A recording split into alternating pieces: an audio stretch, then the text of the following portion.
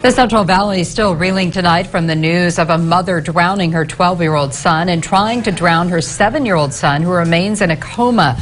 Many still struggling to understand how this could have happened, especially because of Sherry Telna's disturbing past. 17's Olivia LaVoice joins us from the newsroom now with more. Olivia?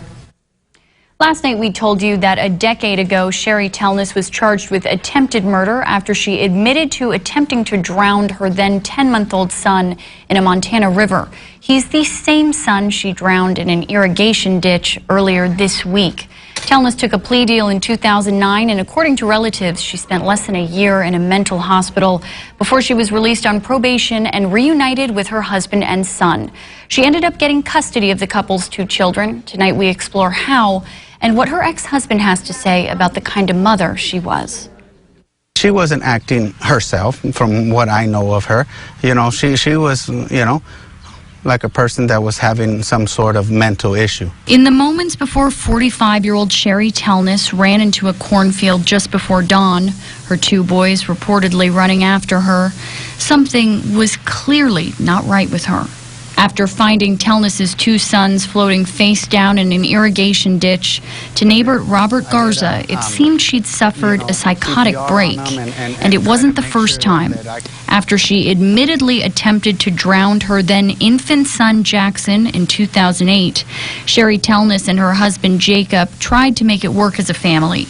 But by 2010, Jacob told her he was done and wanted to take their son Jackson with him. In divorce filings, Jacob told the same judge who presided over Telna's attempted murder case that his wife suffered a psychotic break.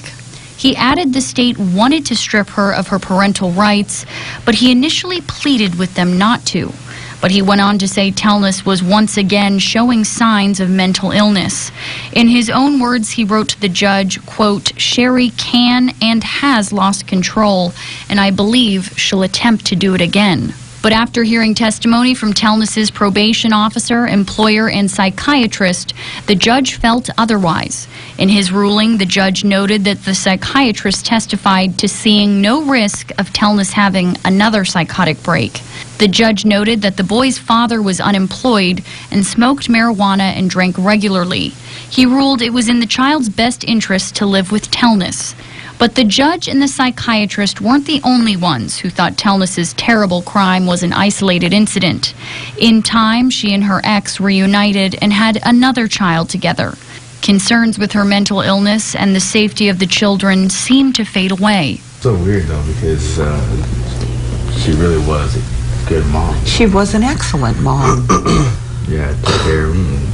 But no matter how peaceful and pleasant the last 10 years may have seemed with Telna, now Jacob and his mother are left haunted by the what-ifs had her parental rights been taken away in the past. You even suspect a little bit that a mother or a father, aunt, uncle, whatever, is in a way to where you think there's even an inkling that they might hurt the children.